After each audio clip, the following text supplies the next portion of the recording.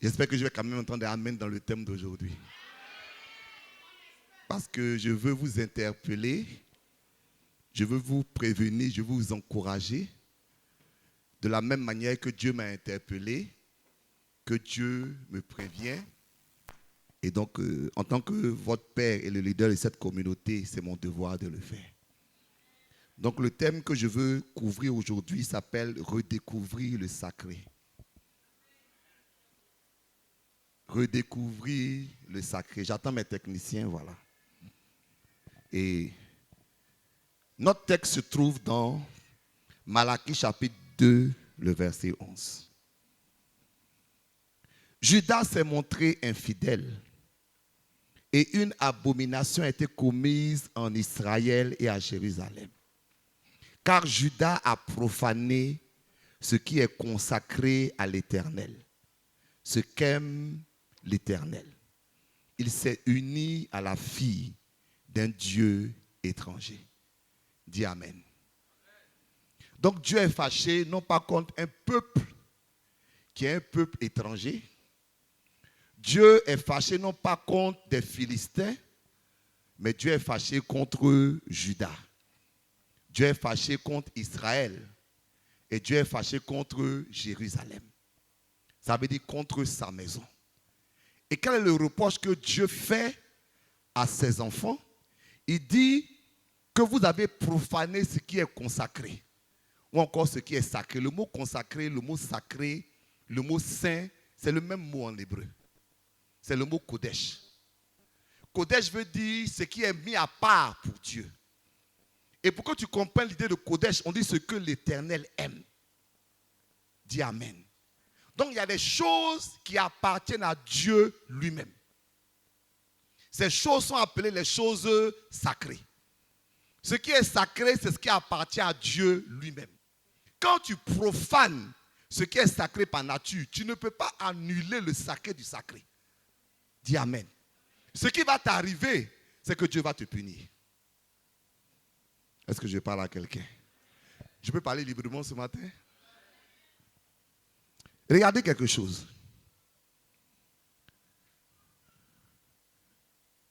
On ne joue pas avec le sacré. Avant de prendre le texte suivant, je vais vous parler d'un roi qui s'appelait Belshazzar. Son grand-père s'appelait Nebuchadnezzar. Son grand-père a conquis Israël. Et il a ramassé toutes les choses du temple. Mais c'est un homme qui est un combattant. Vous savez, il y a même des païens qui ont peur du sacré. Il faut dire Amen. Plus que les chrétiens même. Et ça fait qu'il y a des choses qui ne leur arrivent pas. Il y a même des musulmans qui disent ça, c'est pour Dieu. Leur comportement est différent que le chrétien même. Ou bien, quand ils entendent Dieu derrière, ils sachent que c'est le sacré. Et ils ont un comportement particulier qui fait que Dieu oublie de leur faire grâce. Donc Nebuchadnezzar, il a pris les objets sacrés du temple. Mais dans sa sagesse, il les a gardés quelque part précieusement. Parce qu'il sait que c'est sacré. Amen. Il paraît qu'un prophète a parlé contre un homme politique, une prophétie. Et quand la prophétie est arrivée, il est parti à son leader que je n'ai pas nommé.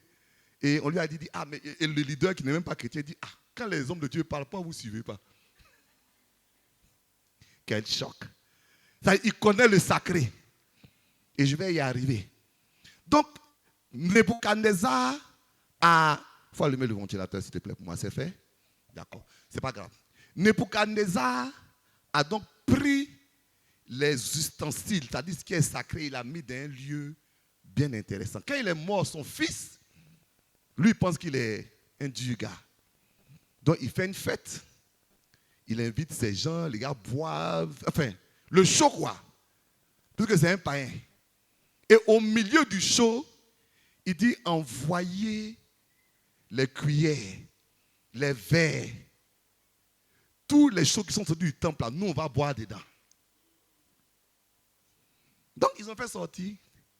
Quand ils ont commencé à boire, il y a une main qui est sortie et a écrit sur le mur: peser, peser, compter, diviser. La Bible dit que ses reins ont lâché. Ça veut dire quoi littéralement? Il a fait pipi sur lui en même temps. Il est mélangé. On appelle le prophète. On dit, dis-nous ce que ça veut dire. Il dit, toi. Et le prophète dit, toi, ton papa est parti pour, il dit, tu te permets de penser qu'il est sacré pour faire ta fête. Il dit, Dieu t'a pesé et t'a trouvé léger. Il dit, tes jours sont comptés et ton royaume sera divisé. Il dit, tu ne vas pas passer demain, le soir même là, tu es fini. Parce qu'on ne joue pas, elle est sacrée. C'est nous, on joue, elle est sacrée. Dis Amen. Pardon, lève les mains, dis Amen. C'est les chrétiens qui jouent, elle est sacrée. Et ils ne savent pas que ça les fatigue. Ça veut dire qu'il y a des choses que Dieu veut faire qu'ils ne peuvent plus faire dans leur vie parce qu'on joue avec le sacré. Or, Dieu ne joue pas avec le sacré. On peut y aller? S'il te plaît, avance avec moi. Donc, alors que nous sommes en train de bâtir des autels, ne profanons pas les autels que nous bâtissons. Et ça, c'est en ligne avec notre processus. Je ne sais pas s'il y a des yeux spirituels, nous sommes dans un processus prophétique. Vraiment, Dieu veut changer la destinée de plusieurs. On a brisé les liens, il y a des témoignages, il y a des témoignages. Il y a vraiment des témoignages. Mais le témoignage, c'est juste le témoignage de brisement de liens. J'attends le témoignage de bâtir des autels. Dis Amen. Mais pendant que nous bâtissons les autels, nous pouvons profaner l'autel que nous bâtissons. Comment je sais ça? La Bible dit ici, de manière claire, si tu m'élèves un autel de pierre, tu ne le bâtiras point en pierre taillée. Car en passant ton ciseau sur la pierre, tu la profanerais. La Bible dit quoi? Que quand tu veux faire un autel pour Dieu, le ciseau ici, c'est pas ciseau comme, c'est les pics là. Et puis on tape dessus, bou, bou, bou, bou. Et tu ne peux pas bâtir un autel pour Dieu et puis toi-même venir encore exercer de la violence sur cet autel-là. Tu es en train de le profaner. Donc tu peux profaner ce que Dieu veut faire dans ta vie. Je proclame que ce ne sera pas toi. Et toi-même me fatigue. Je dis, je proclame que ce ne sera pas toi. Que la grâce prophétique qui est en train de couler va t'amener dans une destinée nouvelle. Va changer ta situation. Va te donner d'être une nouvelle personne. Que l'autel que tu bâtis pour Dieu ne sera pas profané. Mais c'est-à-dire, je ne parle pas d'un profanateur extérieur. Hein. Je parle de toi-même en train de profaner l'autel que tu bâtis pour Dieu. Est-ce que je me comprends? Amen. La Bible dit que le rôle du sacrificateur, c'est de t'aider à discerner le saint du profane. En d'autres termes, mon travail, entre autres, c'est de t'enseigner et de te conduire pour que tu saches ce qui est sacré et ce qui est profane. C'est vrai, j'ai dit plusieurs fois le mot profane. Hein? Le mot profane, ça veut dire littéralement hors du temple. Donc celui qui est profane, c'est celui qui ne comprend pas le sacré. Dis Amen. Le temple est sacré, lui il est dehors. En fait, il ne comprend pas le sacré.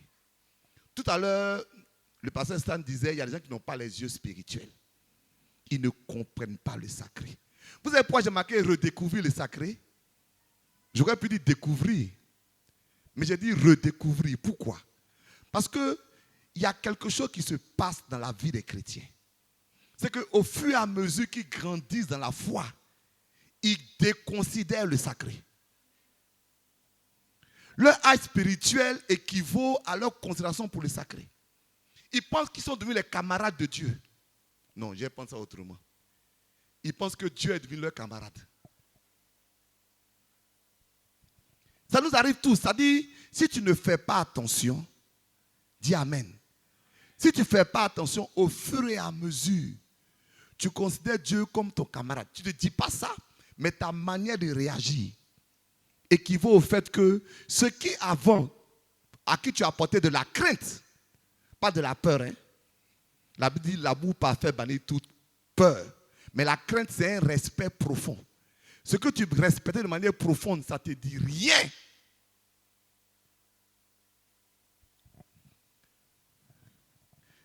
Ézéchiel 44, 23. Ils enseigneront à mon peuple à distinguer ce qui est saint de ce qui est profane.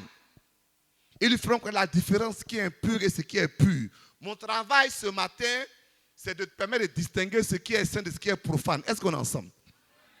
Pardon, si Dieu te parle, dis Amen. Voilà, je sais que ce n'est pas un message de beaucoup d'acclamation, mais j'ai dit quand même la parole de Dieu. Est-ce qu'on est ensemble? Il y a beaucoup de choses qui sont sacrées. Mais ce matin, je veux attirer notre attention sur 5 choses qui sont sacrées. Et pourquoi, quand nous ne redécouvrons pas la sacralité de ces choses-là, ça nous fatigue. Première chose, tu vas dire avec moi, mon corps est sacré. Je répète, mon corps est sacré. Lisons la parole de Dieu. Ne savez-vous pas, 1 Corinthiens 3,16, que vous êtes le temple de Dieu et que l'Esprit de Dieu habite en vous? Si quelqu'un corrompt, ça c'est Darby. Lui, second dit si quelqu'un détruit. Mais je préfère le mot si quelqu'un corrompt. Le temple de Dieu, parce que tu ne peux pas détruire le temple de Dieu. Mais ce que tu peux faire, c'est que tu peux le corrompre. Ou en d'autres termes, tu peux le profaner. Si quelqu'un profane le temple de Dieu, Dieu le détruira. Car vous êtes, on dit, car le temple de Dieu est saint et tel vous êtes. Verset suivant, on va lire dans 1 Corinthiens 6, 18. Fuyez l'impudicité. Quelque autre péché qu'un commette, ce péché est hors de son corps. Mais celui qui se livre à l'impudicité, celui qui se livre à l'impudicité, pêche contre son propre corps. Verset suivant. Ne savez-vous pas que votre corps est le temple du Saint-Esprit qui est en vous?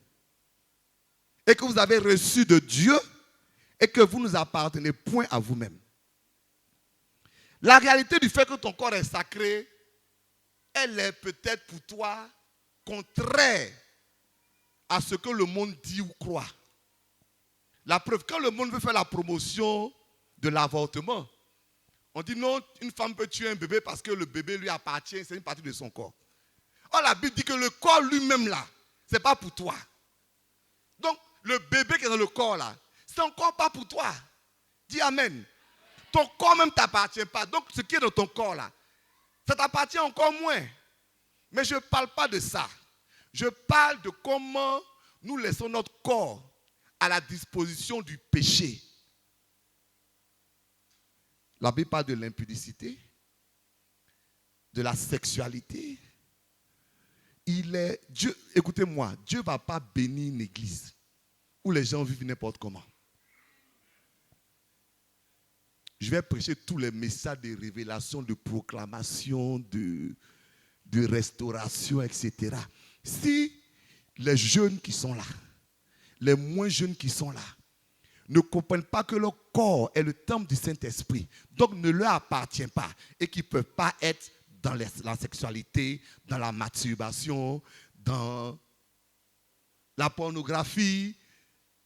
S'ils ne comprennent pas ça, c'est trop grave. On appelle ça de la profanation. Dis Amen. Le problème de la profanation, vous savez quoi? C'est qu'un temple qui est profané donne la porte aux démons pour s'y installer. Car le démon ne peut pas s'installer dans un temple qui est consacré. Parce qu'à la réalité, c'est un débat qu'on a toujours. Hein? Oui, je suis un homme de Dieu, une femme de Dieu, je suis consacré. Pourquoi est-ce que j'ai des démons? Parce que, quelque part, quelque chose peut avoir été profané. Toi, tu es une jeune fille, tu vas te donner un homme. Tu ne sais pas quel démon est en train de te transmettre.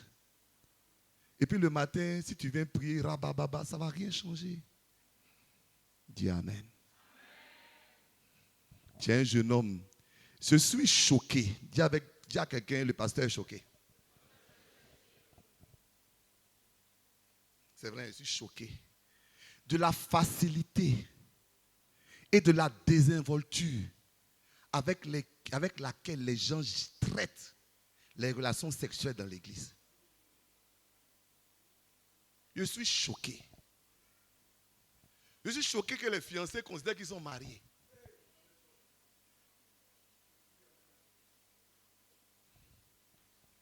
Je suis choqué que les cheminants même considèrent qu'ils sont mariés.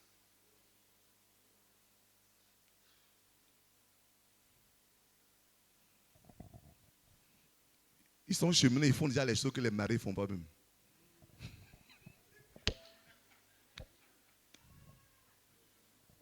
Ça fait pitié. C'est que toi, tu ne peux même pas imaginer. Ils sont dedans. Ils viennent à l'église, ils prennent Sainte Seine, ils cherchent Dieu, ils veulent que Dieu les bénisse. Moi, mon problème est ça, c'est que tu nous crées des problèmes. Le peuple d'Israël est parti combattre.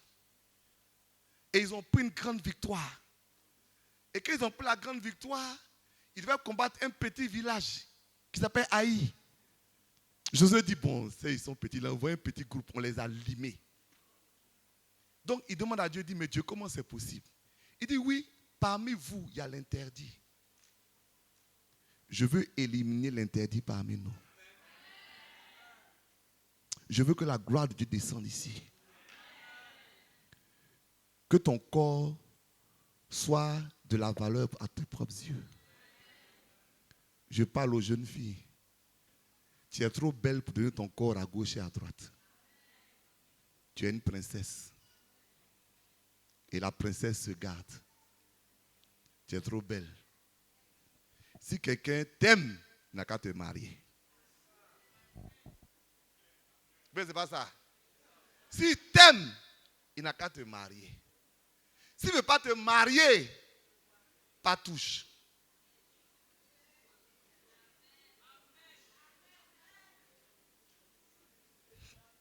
J'ai dit à une jeune fille, tu vois, non, tu es avec un homme, tu prépares pour lui, tu couches avec lui, tu t'occupes de lui. Pourquoi il va te marier? Il va te marier pourquoi? Tout ce qu'il cherchait là, il a trouvé.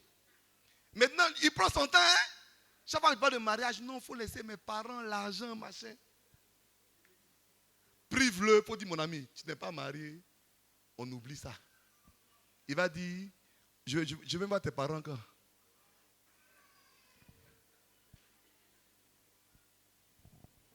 Ok. Que Dieu nous aide à comprendre le sacré. Ton corps est sacré.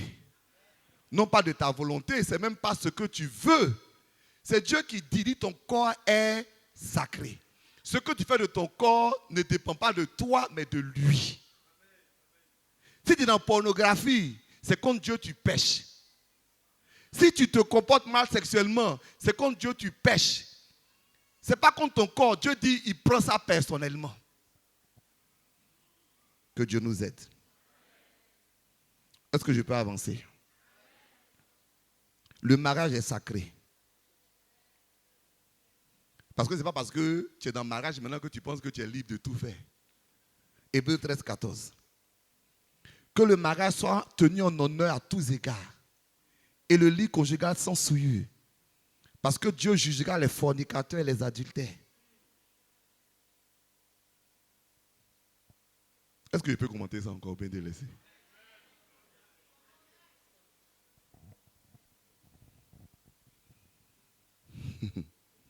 Le mariage est sacré. C'est pour ça qu'on ne sort pas du mariage comme on sort d'une chambre d'hôtel. Oui, il y a des cas où Dieu permet qu'on sorte du mariage. Amen. Un jour, je vais enseigner dessus. Mais vous savez, même dans ces cas, Dieu considère que tu ne dois jamais être le profanateur du mariage. C'est-à-dire, il y a un profanateur et tu peux être celui qui subit la profanation. Mais toi-même, tu es le profanateur. Et tu penses que Dieu va te bénir dans ça. Que Dieu aide l'Église. Je ne te connais pas, je ne te juge pas. Mais je veux que si tu es un enfant de Dieu, tu saches que le mariage est sacré. La sacralité du mariage ne dépend pas de toi, ça dépend de Dieu. Parce que c'est Dieu même qui a commencé à établir le premier mariage. Donc le jour où tu t'es mis dedans, ce que tu fais est sacré. Je n'ai pas le temps de trop prêcher dessus. Même si le mariage est sacré, donner à manger à ton mari, c'est un acte d'adoration.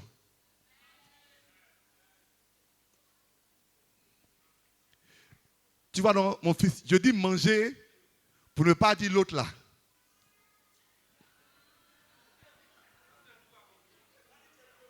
Voilà. Faut avoir les yeux spirituels.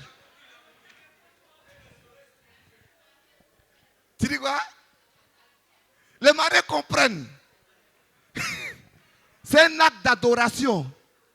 Parce que tu es dans le sacré. Et faire le contraire, c'est un acte de rébellion.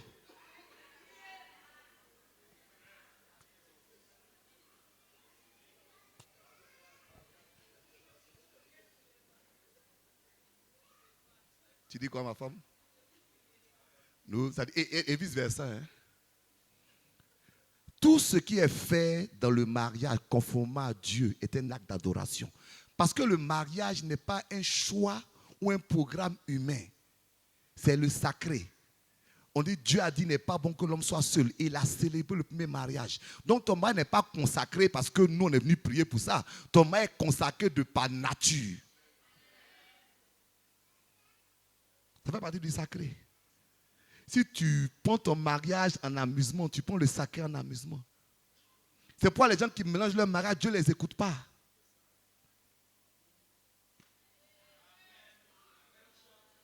Oui, je vais te choquer. Oui, tu fais parler de ton foyer et puis tu dis Seigneur, exauce-moi. Il dit tu es profane. Tu es profane parce que tu ne considères pas le sacré. Donc je ne t'écoute pas. Est-ce que je peux avancer? Ma femme voulait que je passe du temps sur chaque élément. Elle dit non, je vais parler de tout d'abord. Il ne faut pas que les gens, dimanche prochain, les gens ne viennent pas dans mon église.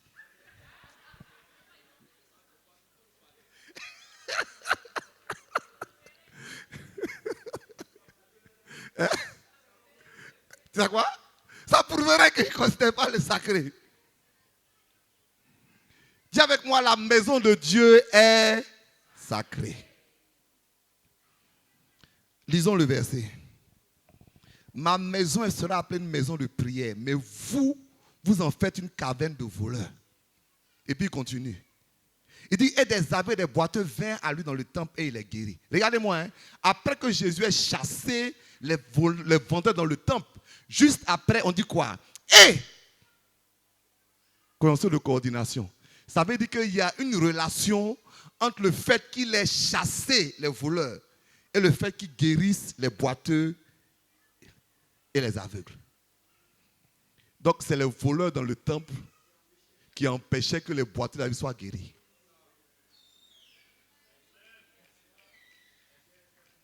Quand les gens déconsidèrent le sacré de la maison de Dieu, Dieu ne peut plus travailler. Il n'y a pas de miracle. Il n'y a pas d'intervention. Mais le problème, c'est que nous ne voyons pas le sacré de la maison de Dieu. Donc la maison de Dieu devient vide. Et celui qui parle là, ce n'est pas un pasteur, un prophète, c'est Jésus qui parle. Il dit, moi-même Jésus là, quand je trouve que dans la maison, il y a des voleurs, qu'il y a des vendeurs, que les gens prennent la maison, je ne peux rien faire. Donc crois-moi, si Jésus ne peut pas faire, ce n'est pas Bishop Dando qui peut faire. Si tu veux que Bishop Dando fasse, il faut que le lieu ici, là, ça devienne sacré. Pour que les guérisons puissent avoir lieu. Pour que les miracles puissent avoir lieu. Pour que la puissance de Dieu puisse se manifester. Tiens avec moi, la maison de Dieu est sacrée. Donc on ne vient pas de la maison de Dieu comme on vient dans un bar. Comme tu t'habilles, définis d'abord le sacré de la maison de Dieu. Pardon, dis amen. Je vais te parler ce matin. Oui, ma fille. Tu dis la maison de Dieu est sacrée, voici ta jupe. Donc tu es venu exposer tes cuisses dans la maison de Dieu. Bon, jusqu'à preuve du contraire, je ne suis pas ton mari.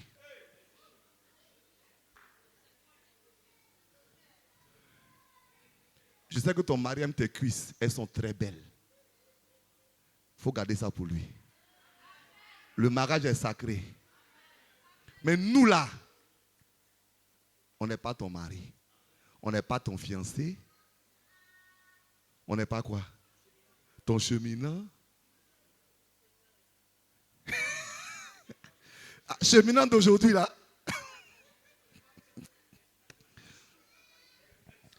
Il y a des prédicateurs qui sont interdits de regarder dans des coins de l'église. Ils prêchent comme ça. Parce que là-bas, il n'y a pas l'Esprit de Dieu. À droite là, il n'y a pas l'Esprit de Dieu. C'est à gauche seulement. Parce que ton habit est venu. On n'a pas besoin de marquer ici comme les catholiques ne portent pas. Si toi tu sais que la maison de Dieu est sacrée, pourquoi tu portes jupe qui arrive ici? Chemise qui est allée là. Ou bien un pantalon bien plaqué. Moi, je n'ai pas le plein avec les pantalons. Hein. Mais j'ai dit, oh, aie pitié de nous.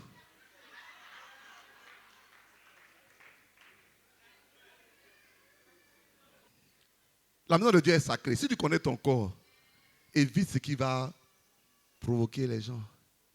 Est-ce qu'on est d'accord? Tiens que la maison de Dieu est sacrée. Ou bien c'est pas ça. C'est ça, mais c'est pas ça. Donc, on entretient l'église. On ne mange pas dans l'église. On ne jette pas les trucs dans l'église. Ou bien c'est pas ça. Ou bien c'est pas ça. C'est sacré. On ne bavarde pas pendant le culte. Si tu as vu quelqu'un que tu connais, salue-le dehors. On est à l'heure au culte. Est-ce que je peux répéter? Je répète, on est à l'heure au culte. Vous savez, dans le premier texte que j'ai lu, il dit, tu as profané ce que Dieu aime. Donc, regardez-nous. Il n'y a pas quelqu'un parmi nous qui est en retard au travail.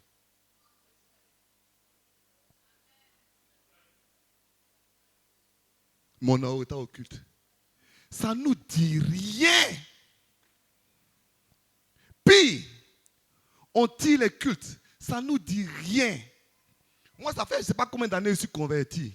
Peut-être je peux compter sur les doigts d'une main les cultes que je n'ai pas fait. Dis Amen. Mon tel est malade. J'ai pas servant. Tout ça. Pardon, excusez-moi. Hein. Pour moi, c'est des piètres excuses. Je peux vous parler? C'est de piètres excuses. Depuis des années que je suis avec Dieu, je ne tire pas culte. J'ai des raisons pour tirer, je ne tire pas culte. Le 31 décembre, mon père était malade à l'hôpital. Je suis allé le voir. J'ai prié avec lui pour qu'il donne sa vie au Seigneur. Je suis arrivé au 31. Peu de temps avant que je prenne la parole, on dit ton père vient de décéder à l'hôpital. J'ai pris le micro, j'ai prêché. La maison de Dieu est sacrée. Je n'ai pas dit vraiment, pardon, mon père vient de mourir, j'ai parti. Je considère que si Dieu est sacré, je le mets à la première place. Dis Amen. Mais Dieu est pour nous une variable d'ajustement. Je suis choqué. Je peux vous parler, non? Je suis choqué. C'est-à-dire, entre les différentes situations, quand on doit sacrifier quelque chose, c'est l'église, on sacrifie. Mais quand tu vas faire ça là, quand Dieu va devoir sacrifier, c'est toi, il va sacrifier.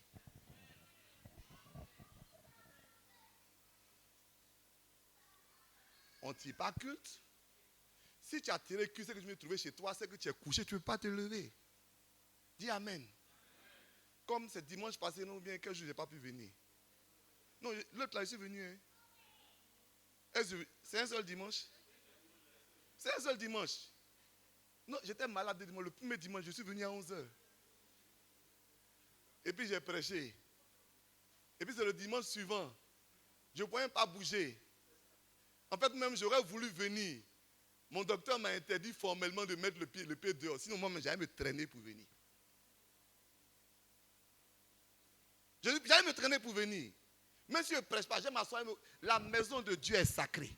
Quand tu mets Dieu à la première place, Dieu te met à la première place. Moi, je veux que Dieu me mette à la première place de mon projet. Vous savez, même si quelque chose doit m'arriver, que Dieu dit, lui là, ça ne va pas lui arriver. Parce qu'il a pris ma maison au sérieux. Donc, on ne fait pas ce qu'on veut dans la maison. On ne s'habille pas comme on veut. On ne vient pas à l'heure qu'on veut.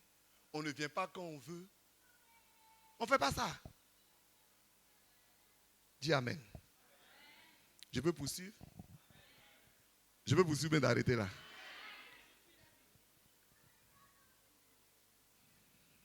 Les engagements divins sont sacrés.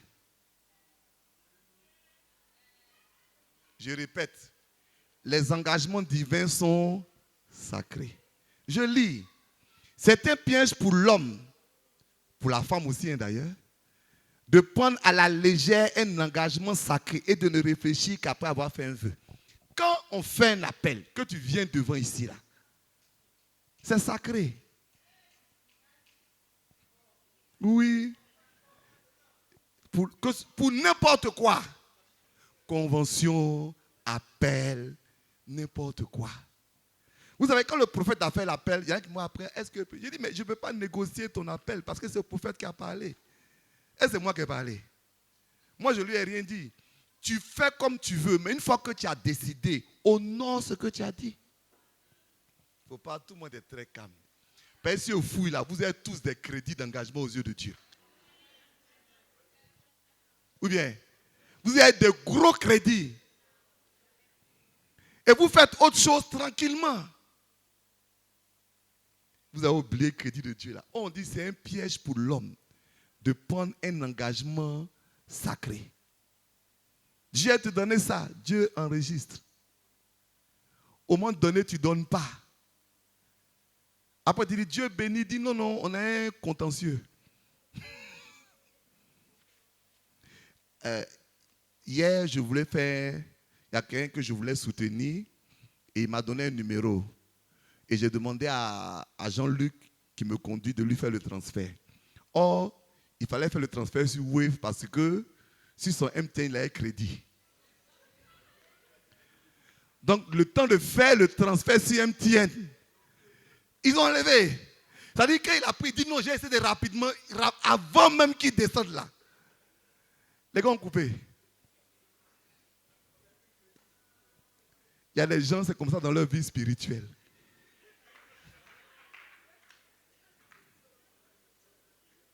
Ils ont crédit de Dieu. Balèze. Le temps que Dieu, attends que la personne va venir là, Dieu enlève pour lui d'abord. Tu dis, mais dis non, non, tu me dois. Non, pas tu me dois parce que c'est une dette, tu me dois parce que tu es venu, tu as dit que tu allais me donner. Donc, chez moi là-bas, j'ai noté. Tu me dois. Est-ce que je parle à quelqu'un ce matin? Je vais terminer. Les serviteurs de Dieu sont sacrés. Jérémie chapitre 1 verset 5 dit, avant que je t'eusse formé dans le ventre de ta mère, je te connaissais. Avant que tu fusses sorti de son sein, je t'avais consacré. Ou bien c'est pas ça? Je t'avais établi prophète des nations. Donc la sacralité des serviteurs de Dieu, ce n'est pas le fait qu'ils ont été consacrés par quelqu'un. C'est que si Dieu appelle quelqu'un depuis le ventre de sa mère, il est sacré. Dis Amen. Ok. Donc la manière dont tu le traites égale la manière dont Dieu va te traiter. Pardon, dis Amen. Vous savez qu'il y a des jeunes pasteurs parmi nous. Hein? Il y en a qui les méprisent.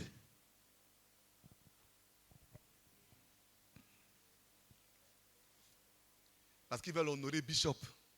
Mais si tu m'honores, que tu les méprises, c'est que tu ne m'honores pas. Mais c'est moi qui les ai établis. Est-ce qu'on est ensemble ce matin? Est-ce qu'on est ensemble ce matin? Donc, pardon, ce n'est pas Stan, c'est pas Stan. Mais c'est pas ça. Ou bien, bon, c'est pas Zoko aussi. Même si c'est l'acteur Zoko, c'est pas ça Stan. Respecte-le. Ou bien c'est pas ça. Pasteur Jean de Dieu. Pasteur Rose. Pasteur Fabrice. Oui, pasteur Coty. Bon, tu peux mettre Fabrice, c'est pas grave. Même le prénom, tu sais que si tu mets le nom. Mais c'est pas Fabrice, viens ici. On dit quoi? C'est ça que je n'aime pas chez toi là. Il te parler aujourd'hui. Il dit, c'est pas dit, oh, on vous a vu ici là. Vous étiez avec nous.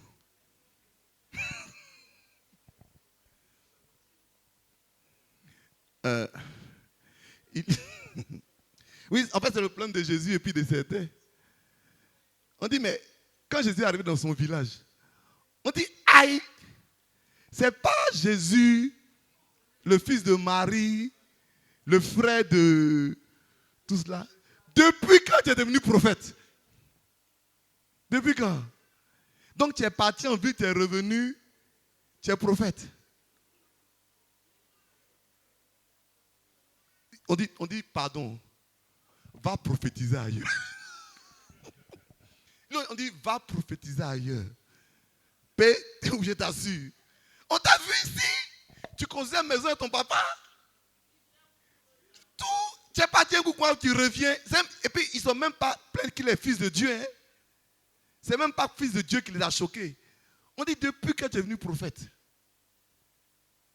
On n'a pas vu, puisque chez eux là-bas, il y avait des écoles, il y a des rabbins. On dit, on ne t'a pas vu faire tout ça là. Tu es quitté un matin, tu es revenu. Je suis prophète. Si tu ne regardes pas un homme de Dieu dans sa qualité d'homme de Dieu et de sacré, tu ne vas pas être béni. On parle d'hôtel. Est-ce que vous savez qu'un homme peut être un hôtel? Va à la maison, réfléchis à ça. C'est l'hôtel. Ce que tu viens déposer chez un homme qui est sacré peut correspondre à l'hôtel que tu bâtis. Maman, tu as fait référence à cette maman-là. Maman Guéhi, elle a construit la chambre du serviteur de Dieu. Elle bâtissait un hôtel. Ou bien c'est pas ça? Autant indiquer l'hôtel a parlé pour elle. Ok. Dis à ton voisin, reconsidère le sacré. J'ai fait des proclamations. Je veux proclamer dans ta vie que toute action de profanation est annulée. Je proclame dans ta vie que tout acte de profanation est annulé. Et je reconsacre ta vie dans les domaines que j'ai touchés. Que le sacré revienne au lieu de ta vie. Parce qu'on peut reconsacrer la vie. Vous savez, Dieu, dans le passé, on ne pouvait pas reconsacrer parce qu'il n'y avait pas le sang de Jésus. Mais aujourd'hui, le sang de Jésus peut te rendre sacré à nouveau. Peut rendre ton foyer sacré à nouveau. Peut rendre l'église, c'est-à-dire les domaines où tu n'as pas compris le sacré. Le sang de Jésus peut rendre ça sacré à nouveau. Donc, quand je parle là, je veux que tu te projettes dans le monde spirituel. Ce qui est sacré est béni. Je veux que tu sois sacré. Dis Amen. Vous savez, quand la Bible dit vous êtes saints car je suis saint, le mot saint c'est le mot kodesh. Ça veut dire vous êtes sacrés car je suis sacré. Vous êtes tous sacrés. Le saint c'est pas celui qui est sans péché. Le saint c'est celui qui sait que Dieu l'a mis à part. Et de ce fait qui marche comme quelqu'un qui est à part pour Dieu. Donc j'appelle dans ta vie le sacré. À partir d'aujourd'hui tu es sacré. Ta maison est sacrée. Tout ce qui est à toi est sacré. Dimanche prochain, je vais t'enseigner comment tu peux rendre sacré même ta voiture. Comment tu peux rendre sacré même ton lit. C'est-à-dire, il y a ce qui est sacré de par Dieu lui-même. Et il y a ce qui est sacré parce que tu l'as consacré. Et vous allez voir que la même grâce qui coule sur le sacré coule sur le consacré.